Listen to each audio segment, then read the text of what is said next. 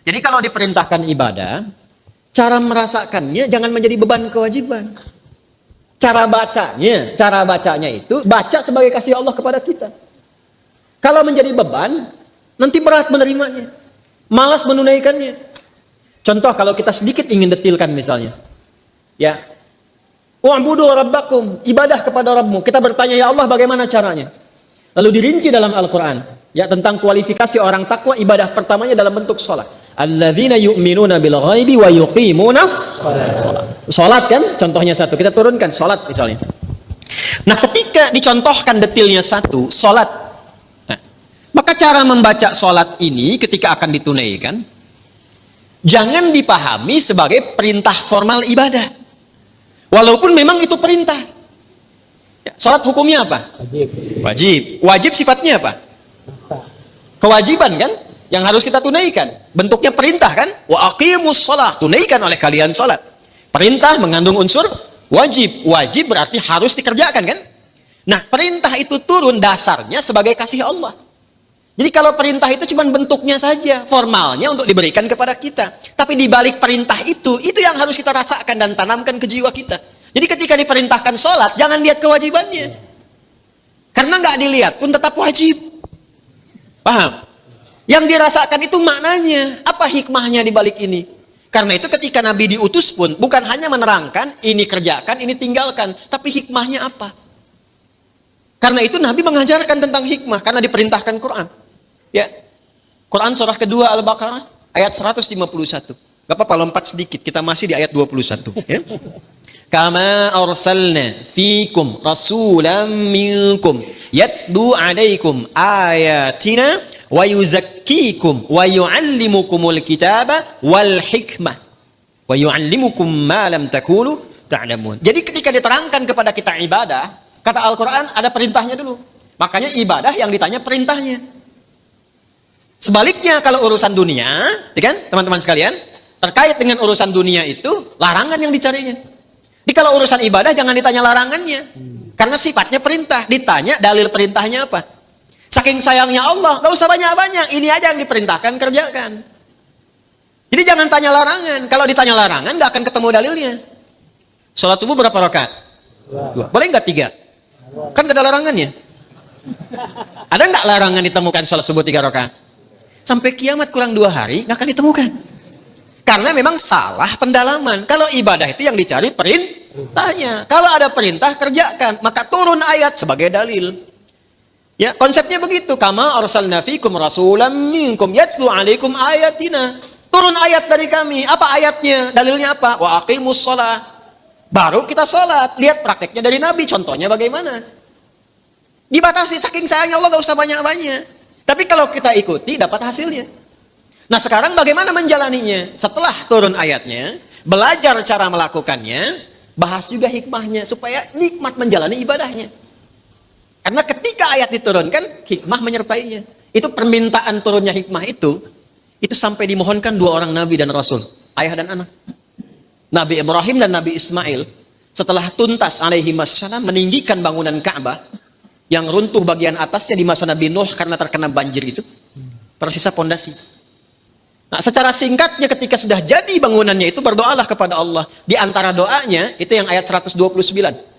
129-nya, Rabbana wab'ats fihim rasulam minhum yatlu alaihim ayatika wa yu'allimuhumul kitaba wal hikmah wa yuzakkihim innaka antal azizul hakim. Ya Allah, mohon ya Allah, nanti utus Rasul yang terakhir itu, Rasul yang paling terakhir. Karena Rasul ini yang paling mulia.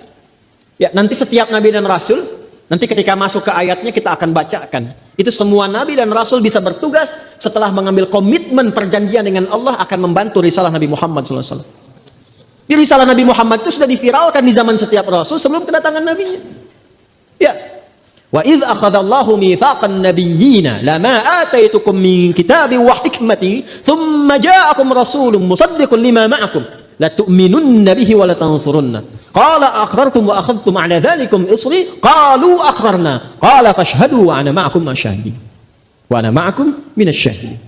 Jadi nggak mungkin ada Rasul bertugas, kecuali dalam tugas itu ada komitmen untuk membantu, menerangkan, dan menguatkan risalah Nabi Muhammad SAW yang akan bertugas kemudian. Nabi Ibrahim, Nabi Ismail, itu keduanya bermohon, ya Allah karena ini Rasul yang paling mulia, maka mohon ya Allah lahirnya dekat tempat yang paling mulia. Mana tempat yang paling mulia di bumi? Ka'bah. Di Makkah Al-Mukarramah. Karena itu satu-satunya Nabi yang lahir dekat Ka'bah itu cuma Nabi Muhammad SAW. Nabi Ismail dimakamkannya dekat situ, yang dekat sumur Zam-Zam itu. Ya. Tapi yang lahir di situ hanya Nabi Muhammad SAW. Yang sekarang jadi tempat maktabah qadimah itu. Ya, perpustakaan itu, ya. Cuma sengaja disamarkan supaya menunjukkan kepada masyarakat itu, ya, tentang situs-situs yang benar, tapi tidak digunakan sebagai bagian dari penyembahan. Kadang nyampe sana ada yang salah kiblat. Gitu. Salatnya ngadep ke situ, makanya dituliskan di situ pakai gambar-gambar dicoret begini. Nanti yang umrah saya terangkan beberapa bagiannya di mana lokasinya. Ya, nanti ada di situ dekat rumah Abu Jahal, ada di situ. Ya, rumah Sayyidah Khadijah. Nah, di tempat Nabi lahir itu ada keterangan di tembok sama gambar. Yang sujud dicoret, kan? Yang bawa macam-macam dicoret. Itu dituliskan pakai bahasa Arab, bahasa Inggris, bahasa Urdu, dan bahasa Indonesia. Artinya ada orang Indonesia yang ke situ juga salah kiblat. Dan jarak Nabi Muhammad SAW ke Nabi Ismail, Nabi Ibrahim itu bisa 29 sampai 30 generasi. Setiap generasinya bisa bertahun-tahun. Muhammad SAW bin Abdullah, bin Abdul Muttalib, bin Hashim, bin Abdul Manaf, bin Qusay, bin Murrah, bin Kilab, bin Ka'ab, bin Ghalib, bin Fihir, bin Malik, bin Nadar, bin Kinana, bin Khuzaimah, bin Mudrikah, bin Ilyas, bin Nizar, bin Mudar, bin Ma'ad, bin Adnan, bin Addi, bin Adri, bin Muqawwam, bin Nahur, bin Tarikh, bin Ya'rub, bin Yasjub, bin Nabit, bin Ismail alaihissalam, bin Ibrahim alaihissalam. 29 sampai 30 generasi. Coba ulangi. Itu sudah minta, ya Allah, konstruksi risalah yang dibawa Nabi Muhammad itu kuatkan dengan ayat supaya jelas. Kita tidak bingung kalau mau ibadah. Makanya orang Islam itu ibadahnya jelas. Jadi kalau ditanya sholatnya bagaimana, ini perintah Allahnya, ini contoh Nabi hadisnya, terus itu bisa ditelusuri. Kebenarannya di Quran ada, di hadis tertuang, bisa dilacak lagi kebenarannya. Setelah itu bukan hanya cara dan ayatnya, hikmahnya pun ada.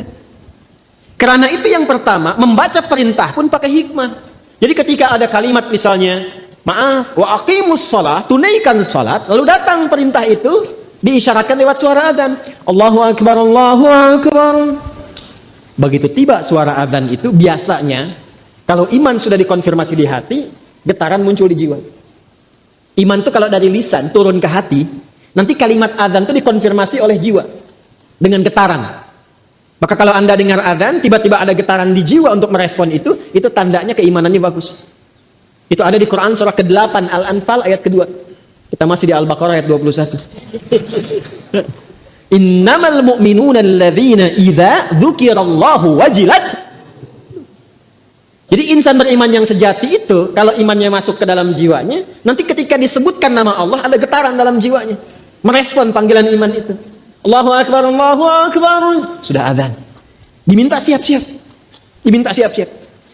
Lalu apa yang terjadi? Kalaupun dia bertanya, pikirannya bertanya, ya Allah kenapa ya saya mesti sholat? Itu langsung dijawab. Hayya 'alas shalah. Kenapa ya Allah? Hayya 'alal falah. Supaya kamu dapat falah. Apa itu falah? Bahagia dan sukses. Tadi yang saya perangkan di awal. Jadi kalau kita membaca setiap ibadah itu sebagai bagian jalan kebahagiaan dan kesuksesan, semangat kita sholat. Semangat. Apalagi paham fikihnya. Apalagi mengerti hikmahnya. Apalagi kita ngerti Qur'annya. Ya Allah, nangis tuh kalau sholat itu. Allahu Akbar. Nangis. Ya ayyuhalladzina amanu ista'inu bisabri wassalah. Hei orang-orang beriman, kalau sedang ada kesalahan, sedang punya masalah, sabar, terima dulu. Jangan dikeluhkan. Karena masalah itu dihadirkan bukan untuk menjadikan dirimu bermasalah. Supaya engkau meningkat kualitas. Supaya kehidupanmu lebih baik lagi. Supaya engkau makin teruji, makin kuat. Dan tidak mungkin kata Allah, aku menguji kecuali engkau sanggup mengatasinya. La yukallifullahu nafsan illa wus'aha. Apakah berhenti sampai situ? Tidak. Datang kepada aku, minta solusi lewat sholat. Ya ayyuhalladzina amanu ista'inu bisabri wassalah. Kamu sabar, terima dulu. Saat sholat datang padaku minta solusi. Jadi begitu dipanggil lewat sholat itu, ditunggu kita mau minta apa. Baru kita berdiri baca Al-Fatihah, baca iyyaka na'budu wa iyyaka nasta'in. Hadis kuncinya mengatakan hadza baini wa baina 'abdi wa li 'abdi ma sa'al. Ini perjanjian antara aku dengan hambaku. Kalau hambaku benar cara ibadahnya, apapun yang ia minta sekarang aku berikan sepanjang maslahat untuknya. Itu hadis qudsi. Ibadi khalaqtuka lil ibadati fala tal'ab. Wa qasamtu laka rizqaka fala tal'ab. Wa qasamtu laka rizqaka fala tat'ab. Hambaku, aku ciptakan kau itu untuk ibadah. Wa ma khalaqtul jinna wal insa illa. Aku ciptakan kau untuk ibadah. Artinya kita dicipta ini memang supaya bahagia. Karena ibadah itu pengantar kebahagiaan. Kita itu tercipta untuk senang, saking sayangnya Allah kepada kita. Kehidupan rumah tangga itu menyenangkan. Kerja itu membahagiakan. Jadi kalau kita larut dalam kesedihan, berarti ada sesuatu yang tidak berjalan dalam kehidupan kita itu. Wa qasamtu laka rizqaka fala tat'am. Kamu aku ciptakan untuk ibadah, jangan banyak mainnya, kata Allah. Kalau kamu benar ibadahnya, jangan khawatir tentang rizki. Aku bagi dan aku percepat. Engkau gak usah lelah mendapatinya. Itulah ibadah. Kurang apa Allah di situ? Dan itu dibuka untuk semua hambanya gitu. Itu yang luar biasa.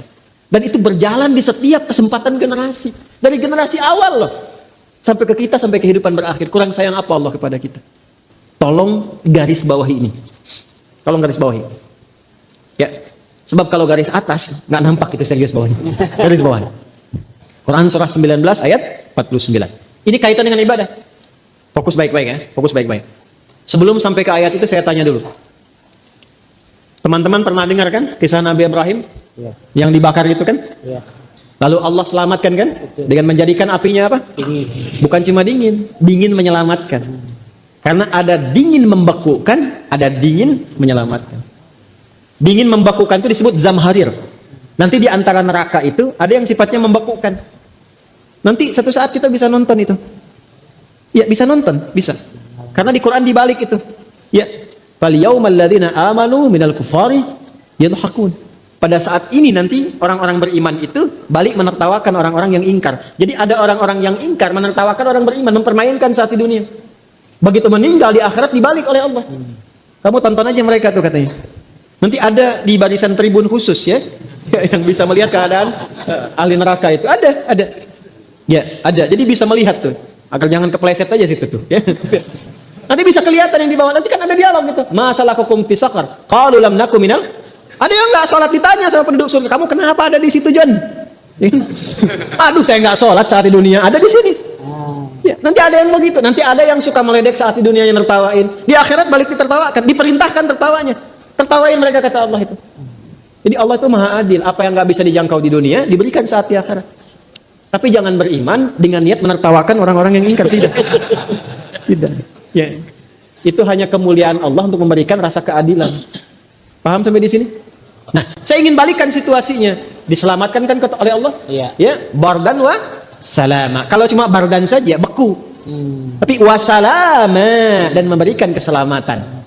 Jadi ada dingin yang melahirkan keselamatan, kebaikan-kebaikan. Tapi setelah itu apa yang terjadi?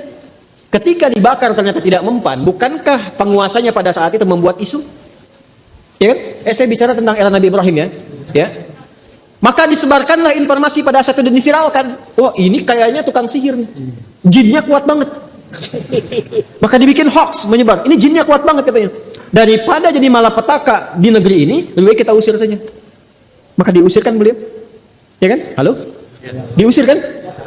Ya, diusirlah dengan istrinya Sarah. Jadi ternyata jalan ibadah itu nggak mudah. Ya, nggak mudah. Mungkin lebih sulit daripada jalan ninjamu yang kau tempuh. Ini status itu. Tapi ternyata di balik kesulitan itu selalu ada kemudahan. Jadi jangan lihat sulitnya, lihat hasilnya. Inna ma'al usri yusra. Karena memang hasilnya istimewa, dibuat berliku itu supaya kitanya itu bisa lebih kuat, bisa lebih tangguh.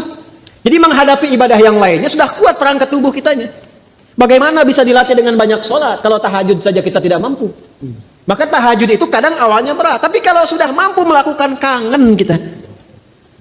Bangun terlambat tuh bisa menyesal, ya Allah terlambat saya. Padahal bangunnya tuh jam 4:20. Ya, masih ada 15 menit itu bisa bangun, bisa katakan terlambat tuh. Kan sekarang kurang lebih 4:37 kan? Ya. Anda bangun 4:30 itu bisa menyesal.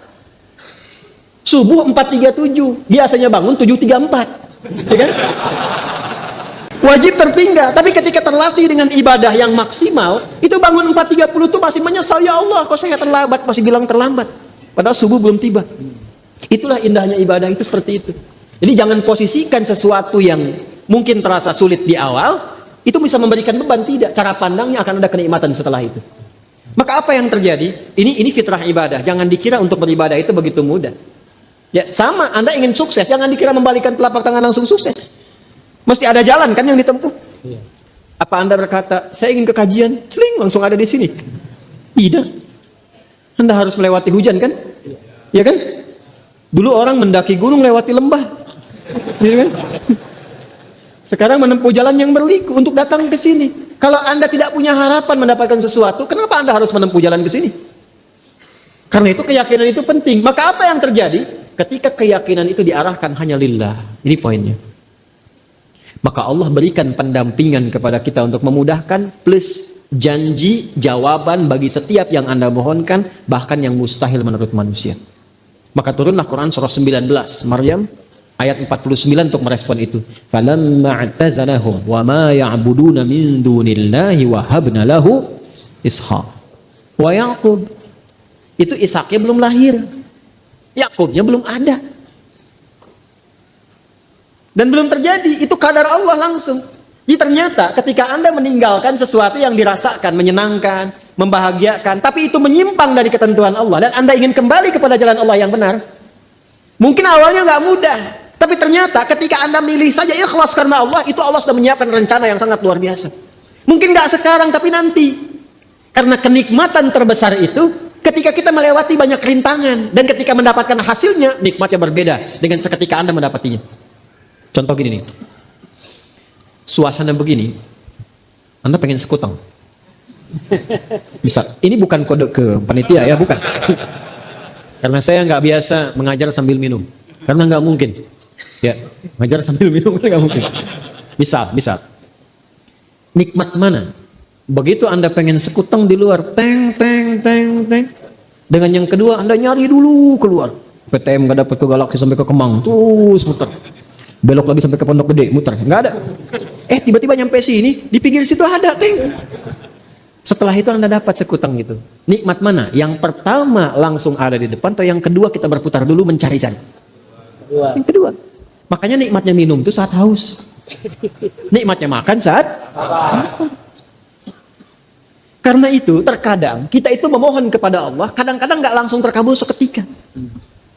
Supaya Allah menanamkan kenikmatan besar saat mendapatkan hasil yang kita mohonkan itu.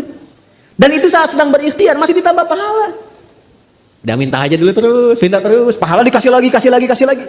Sehingga ketika mendapatinya, ya Allah minta keturunan. Sebulan belum dapat, 2 bulan belum dapat, 3 bulan belum dapat. Ketika 3 tahun, itu nikmatnya luar biasa. Takbirnya bisa lebih kencang daripada takbiran yang Idul Fitri itu. Allahu Akbar gitu kan. Kenapa? Padahal positif. Ya kan? Itu luar biasa. Jadi ibadah itu bukan hampa makna, tapi istimewa, penuh dengan limpahan rahmat. Jadi ketika kita memutuskan ibadah dan ikhlas, kuncinya ikhlas lillah, karena Allah, bukan karena yang lain. Itu saat kita memutuskan mendekat kepada Allah, Allah menyiapkan rahmat yang belum kita dapatkan saat ini. Kalau istiqamah, dapat, dan indah dapatnya. Jadi ketika melepaskan diri dari kaumnya sekalipun terusir, awas, ini kondisi Nabi Ibrahim ya. Jangan dikiaskan sendiri-sendiri ini. Karena ada babnya sendiri, ada detailnya. Jangan setelah ini Anda resign pekerjaan misalnya apa, lalu Anda katakan video Ustaz Adi Hidayat. Tidak. Ya, tanyakan dulu seperti apa realnya. Karena semua ada babnya. Fikih itu ada detailnya. Nggak boleh sembarangan. Jelas ya? Tadi saya sebutkan misalnya tentang togut, itu ada detailnya. Jangan menyimpulkan sendiri, ini togut, itu togut. Nggak boleh. Ada detailnya. Jelas ya? Kalau salah menilai itu, kembali kepada yang menilai. Ada kalimat-kalimat sensitif dalam agama yang nggak boleh sembarangan diungkapkan. Ketika sembarangan diucapkan, ia mencari pemiliknya di langit dan di bumi. Tak menemukan, kembali kepada yang menuturkan. Ya, seperti kata kafir, nggak boleh sembarangan mengkafirkan orang-orang ya, yang terlihat beriman dan sebagainya misalnya. Nggak boleh. Yuk kembali lagi ke awal. Maka falamma i'tazalahum min dunillahi wa habna lahu Ishaq wa Yaqub. Kami siapkan Ishaq, setelah itu Yaqub. Kapan dapat Ishaq itu? Bukan saat meninggalkan itu. Justru saat mulai bertugas berdakwah didampingi Sarah, ya, yang sudah mulai juga sepuh. Ya, Sarah itu kan divonis secara medis nggak mungkin punya keturunan. Maaf ibu, divonis monopos dan mandul. Itu setelah menempuh perjalanan tuh keluar dari tadi Mesopotamia, datang ke Mesir, kemudian dapat hadiah di situ, kemudian Hajar alaihissalam. Hajar kemudian melahirkan Ismail. Prosesnya panjang sampai kemudian Sarah alaihissalam dengan Ibrahim alaihissalam menyatu. Ya, ketika Sayyidah Hajar dengan Ismail sudah di Mekah, ini masih di Kanaan, ya, di Palestina, kemudian berdakwah di situ dan sudah ada keponakan beliau namanya Lut. Ya, cuman beda distrik. Kalau mungkin Nabi Ibrahim misal di Bekasi, Nabi Lut di Depok gitu kan. Misal saja ya, jangan dipotong videonya, awas tuh. Itu contoh.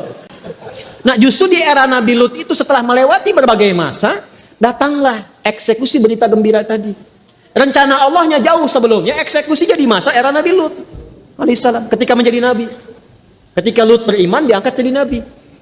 Hanya umat yang dihadapi oleh Nabi Lut itu umatnya kekeh pada maksiat, menentang Allah dan menantang azab. Menentang Allah, menantang azab. Dan saya penting ingatkan ya, mungkin nanti ada kajian khusus membahas tentang situasi akhir zaman. Ya, karena nanti di antara tanda akhir zaman itu adanya akumulasi kemaksiatan di masa-masa sebelumnya. Ada akumulasi dan tingkatnya lebih dahsyat. Di Nabi Adam ada proses pembunuhan pertama. Kakak adik kan berbunuhan kan? Sekarang ada nggak? Ada. Banyak. Di masa Nabi Musa alaihissalam, teman-teman sekalian, ada pembunuhan, bahkan ada pengguguran kandungan, ya, bahkan ada yang lahir langsung kemudian dieksekusi. Sekarang ada? Fir'aun itu Fir'aun-Fir'aunnya masih ditunggu. Kalau lahir laki-laki, eksekusi. Lahir perempuan, dibiarkan. Al-Baqarah ayat 49. Wa idz najjaynakum min ali fir'auna yasumunakum su'al adzab yudzabbihuna abna'akum wa yastahyuna. Jadi Fir'aun itu Fir'aun-Fir'aunnya masih nunggu. Keluar dulu, begitu lahir perempuan bebas, laki-laki eksekusi. Manusia sekarang ada yang tidak peduli laki-laki dan perempuan, yang penting gugurkan sebelum lahir. Disebut apa itu? Sedangkan yang Fir'aun saja sudah su'al azab. Zaman Nabi Lut yang homo ada? Ada, cuman homonya laki-laki aja, laki-laki dengan laki-laki. Perempuan nggak terlibat. Sekarang ada, bahkan berkembang. Perempuan bisa dengan perempuan, laki-laki dengan laki-laki, bahkan sekarang bisa ada yang mencoba bertukar peran. Laki-laki pengen jadi perempuan, perempuan pengen jadi laki-laki. Jadi terakumulasi semuanya. Itu kalau kita nggak kenal dan bersyukurnya di Islam itu lengkap semua. Dijelaskan tantangannya sebelum kita hadapi. Jadi ketika bertemu yang begitu nggak kaget. Saya Nia loh bang. Iya, nggak ada ayatnya tentang kamu. Iya, namanya siapa? Nia. Yang jelas Nia. Lengkapnya Kurniadi. Bisa terjadi. Jadi ada akumulasi, harus siap itu. Nah, di era Nabi Lut ini itu seera dengan Nabi Ibrahim. Ketika Allah mengutus malaikat untuk menyempurnakan jawaban dari permohonan umatnya Nabi Lut. Dijawab oleh Allah dengan sempurna, minta azab dikasih azabnya. Ya, maka diutus para malaikat itu datang ke kompleknya Nabi Lut. Cuman para malaikat itu sebelum datang ke tempat Nabi Lut mampir dulu ke tempat Nabi Ibrahim. Tadi saya ilustrasikan kan, kalau Nabi Ibrahim di Bekasi, Nabi Lut di mana? Ya, contoh kan. Datang dulu ke tempat Nabi Ibrahim. Itu mampirnya itu kalau ibadah kita sudah tinggi, dampaknya itu sosialnya juga akan tinggi. Di pancaran spiritual itu memancarkan kemuliaan sosial. Makanya orang sholat itu kalau benar sholatnya, itu ibadah sosialnya tinggi. Karena fungsi sholat yang pertama tanha anil fahsya wal. Nah, praktek fahsya dan mungkar itu mencegah keduanya, itu sifatnya sosial. Maka dari itu ketika Nabi Ibrahim dan istrinya Sarah alaihi wassalam tinggi ibadahnya kepada Allah, datanglah rombongan malaikat tadi menyamar dalam bentuk manusia. Itu diviralkan di Quran surah 51 Adz-Dzariyat dari ayat 24 sampai ayat 30. Hal ataka hadithu dhaifi Ibrahim al-mukramin. Indah sekali, Bu, Pak. Saya sarankan ya, mulai sekarang keluarkan kisah-kisah viral dalam Al-Quran. Nanti sebelum anak-anak tidur, bacakan ceritanya. Saya kalau anak-anak saya itu mau tidur minta cerita, biasanya saya suka ceritakan tentang kisah Nabi, Rasul dengan pendekatan kekinian. Jadi tanpa disadari mereka juga menghafal. Jadi ketika nanti menghafal surat dan ayatnya akan lebih cepat. Ya, Ahmad itu jenderal dalam tanda petik. Kemarin ngawal saya itu. Itu kalau ditanya dia jawab tuh. Nabi apa yang ditelan ikan paus? Yunus katanya. Nabi apa yang punya tongkat? Musa. Nabi apa yang menakwilkan mimpi? Yusuf. Ceritakan. Ya, daripada kisah yang aneh-aneh kan? Ya, dan seterusnya. Kita bawa ke situ. Maka Quran bertanya kepada kita, "Hei, hal ataka haditsu dhaifi Ibrahim al-mukramin?" Kalau kita mengerti bahasa Arab itu ini dalam sekali itu. Kamu pernah dengar kisah Ibrahim dan tamu-tamunya enggak? Idh dakhalu alaihi faqalu salama. Ketika tamunya itu datang mampir ke tempatnya, mereka mengucapkan salam. Assalamualaikum. Qala salam. Dijawab Waalaikumsalam. Jadi kalimat Assalamualaikum warahmatullahi wabarakatuh, kalau ingin dipersingkat tulisannya, bukan bacaannya. Kalau ingin dipersingkat, boleh dituliskan salam. Singkatan itu ada di Quran. Ada di Quran, Quran surah 51 ayat 24. Idh dakhalu alaihi faqalu salama. Qala salam. Jadi kalau Anda menulis di WA misalnya kan, atau kirim SMS, ingin menyingkat biar nggak kepanjangan karakter hurufnya, tulis salam. Ya, bacanya assalamualaikum kan warahmatullahi wabarakatuh. Tulisannya apa? Salam. Misalnya kan? Itu bisa disingkat. Jawabannya qalu salama. Tapi kalau Anda ingin tuliskan lengkap, bagus. Assalamualaikum warahmatullahi wabarakatuh. Itu di An-Nisa ayat 86. Wa idza huyyitum bi tahiyyatin fahayyu bi ahsani minha aw rudduha. Jawab dengan yang lebih lengkap. Maka apa yang terjadi? Qaumum munkarun. Dilihat oleh beliau. Ini bukan orang kompleks sini. Orang asing. Depok. Bukan orang Bekasi nih. Depok juga bukan beginian penampakannya nih. Depok ketahuan tuh. Ya, ini bukan orang Depok nih, bukan orang sini. Karena beda, tampannya lain. Depok beda. Bekasi nggak sama. Qaumum munkarun, ini bukan orang sini. Karena tahu itu bukan orang situ, beliau berpikir, ini cara berpikirnya luar biasa nih. Karena tahu bukan penduduk lokal dan bukan tempat-tempat yang biasa beliau kenal, padahal beliau suka berpetualang, makanya disebut Ibrahim. Ibrahim itu nanti punya dua makna. Satu, ada yang mengatakan dari Abun Rahim, bapak yang sangat penyayang. Nanti saya jelaskan kemudian. Ada yang menjelaskan sebagai sang penyeberang yang suka berdakwah dengan melintasi tempat-tempat. Ya, datang ke sini dan sebagainya. Itu beliau sudah tahu, oh ini wajah-wajah Mesopotamia, ini wajah-wajah Mesir. Ini mah bukan. Tampannya luar biasa, tegaknya bagusnya dan sebagainya. Ya, kau memungkar karena tahu ini bukan orang lokal, orang asing, maka nggak banyak ditanya. Beliau berpikir mungkin lelah di perjalanan, nggak banyak diinterogasi, langsung disuruh masuk duduk. Apa yang terjadi? Faragha ila ahlihi faja'a bi'ijlin samin. Maka bertanya kepada istrinya, "Ma, kita punya menu terbaik apa untuk menjamu tamu kita di malam ini?" Sempat-sempatnya malam-malam bikin gulai sapi. Malam-malam untuk menjamu tamu itu. Cuman persoalan mulai muncul. Faqarrabahu ilaihim qala ala ta'kulun. Tuh tamu setelah dihidangkan, udah gulai, udah ada semuanya. Itu cuma dilihat begini. Nggak dimakan. Tangannya nggak bisa gerak ke situ. Dari atas lihat ke bawah, kakinya nggak napak.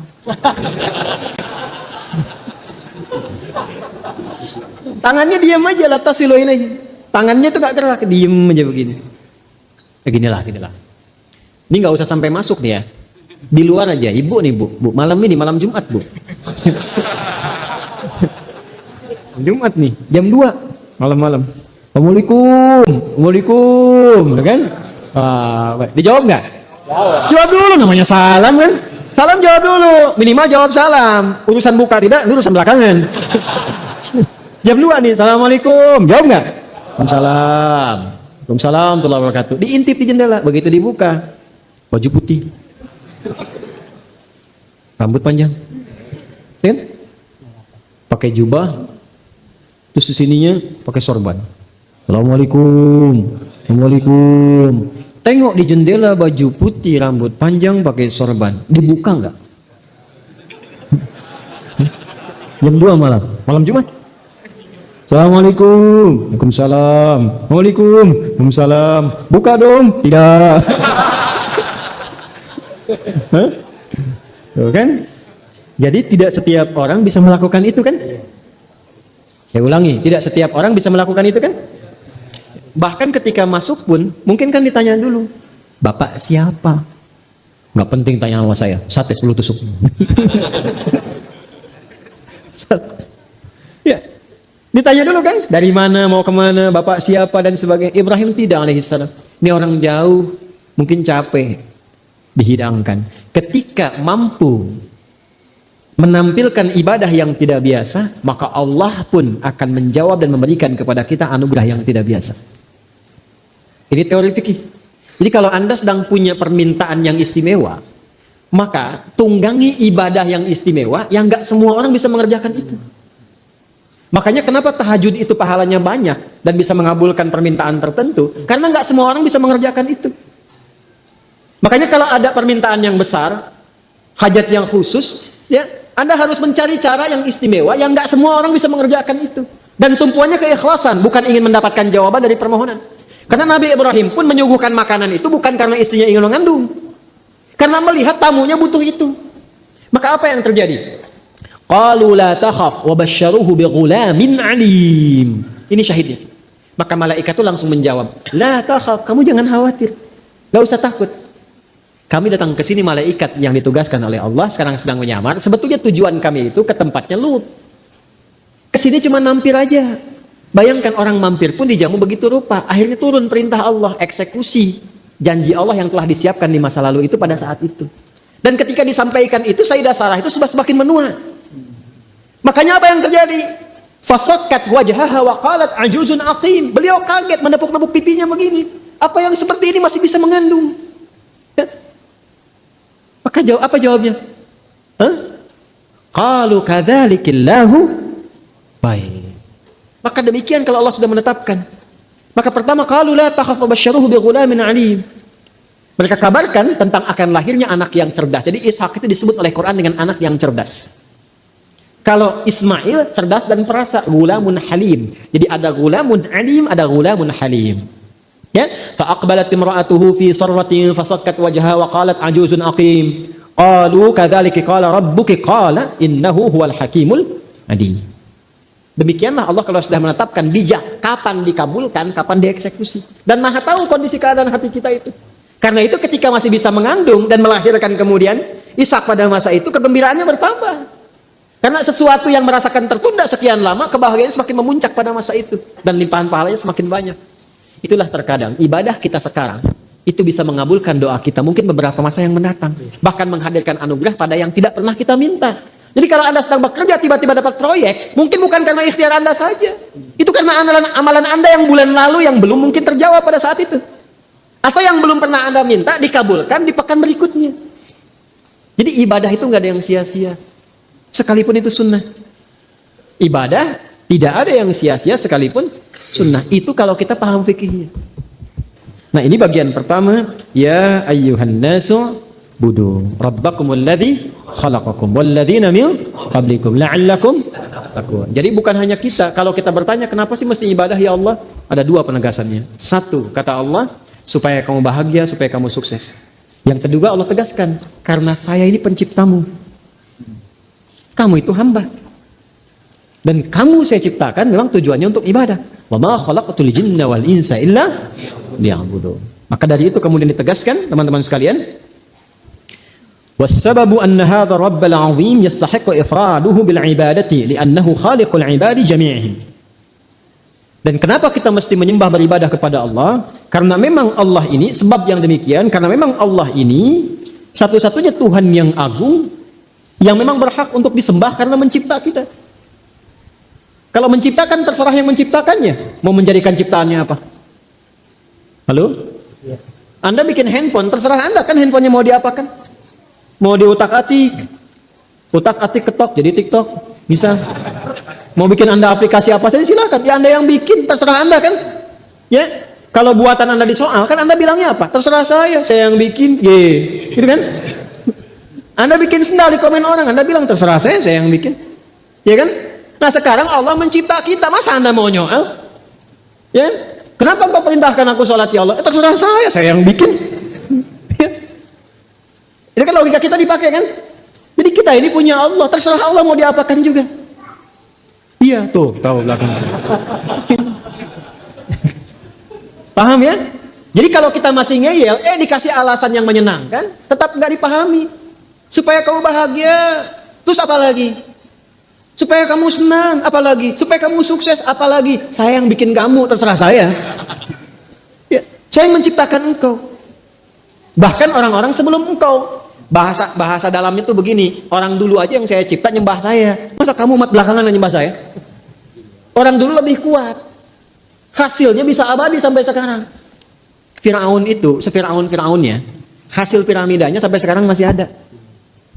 Namrud bangunan-bangunan itu masih ada. Ya, Lab Ismarna di Libya itu masih ada. Di Jordan itu juga masih ada. Ya, bangunan-bangunan indah dan sebagainya. Kaum Ad, Samud itu masih ada sampai sekarang. Dan mereka dibinasakan karena tidak ibadah. Diberikan jalan kebahagiaan abadi, memilih kebahagiaan semu. Sudah semu, sombong. Sudah semu, sombong. Itu yang bahaya tuh.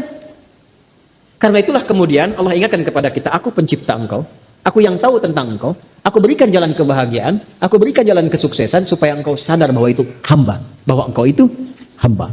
Paham sampai sini? Sebelum saya tutup, saya ingin menjelaskan tentang satu bagian penting. Perhatikan.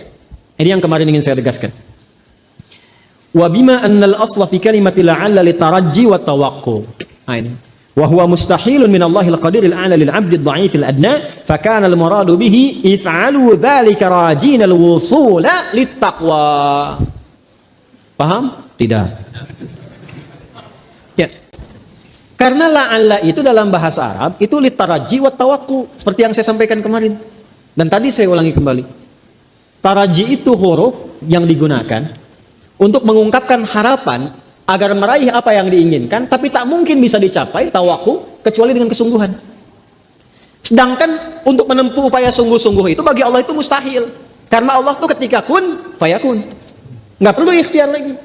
Maka ayat ini ditujukan untuk kita. Artinya apa? Allah itu sebetulnya nggak butuh dengan ibadah kita. Yang butuh kita. Karena itu ketika menggunakan kata la'allakum, itu untuk kamu hambaku, bukan untukku. Aku perintahkan kau ibadah itu jalan untuk kesuksesan. Jalan kebahagiaan yang kamu minta, yang kamu harapkan, yang kamu mimpikan. Aku berikan jalannya, itu untukmu, bukan untukku. Kamu yang butuh, bukan aku yang perlu. Semuka langit dan bumi tidak sujud kepada aku, tidak akan menurunkan status Allah sebagai Tuhan. Tetap Rabbul Alamin. Karena itulah kemudian penutupnya indah sekali nih, bagus sekali. If'alu dzalika rajinal wusula littaqwa. Maka kerjakanlah semua ibadah yang menunya sudah Allah hamparkan, Nabi contohkan, niatnya meningkatkan takwa. Jadi kalau mau ibadah, sekali lagi, jangan dibawa ke urusan dunia. Dunia tuh ngikut. Walaupun ada kebutuhan dunia. Walaupun panggilan ibadah itu untuk mengentaskan kebutuhan dunia, tapi ketika menunaikan, jangan tarik ke urusan dunia. Anda jangan tahajud karena ingin nilainya sukses besok ujian. Anda jangan tunaikan puasa karena ingin dapat proyek besar besoknya. Walaupun mungkin puasa itu bisa memudahkan Anda mendapatkan proyek yang diharapkan. Tapi niatkan ibadah itu sebatas memenuhi kebutuhan takwa kita kepada Allah. Karena kalimatnya berbunyi menunaikan ibadah itu la'allakum tattaqun. Bukan la'allakum tanjihun. Jelas ya? Bukan la'allakum ta'kulun supaya kamu bisa makan. Ya, bukan la'allakum tadinun supaya kamu bisa ngutangin atau melunasi utang. Jadi kalau mau puasa, mau salat duha, mau infak, mau sedekah, niatkan untuk meningkatkan takwa kepada Allah. Selanjutnya biarkan Allah yang menuntaskan persoalan-persoalan kehidupan kita. Jelas sampai sini? Ini penting saya sampaikan supaya nanti saat mempraktekkan ini semua kita tidak tarik itu ke dalam urusan dunia, terlalu kecil. Sekalipun diperkenankan tapi terlalu rendah itu. Sehingga nanti menurunkan keistimewaan yang sudah Allah siapkan. Allah kalau sudah menyiapkan BMW, masa Anda mintanya BMX? Maaf ya, BMW dan BMX itu cuma contoh. Jelas ya? Halo? Jelas ya? Nah, ini yang mesti kita pahamkan pada diri kita. Sebelum saya tutup, paham maksudnya? Paham. Jadi kalau saya tanyakan, siap kita ibadah? Untuk apa ibadah? Meningkatkan takwa. Supaya apa kita ibadah? Bahagia. Supaya apa lagi? Sukses. Jadi kalau diperintahkan ibadah, semangat kita? Besok subuh jam berapa? 4.37. Baik. Kalau ada panggilan azan, pilih sholat atau pilih olahraga? Sholat. Kalau ditawarin 1 juta? Sholat. 10 juta? Sholat. 100 juta? Sholat. Mana tas saya tadi itu?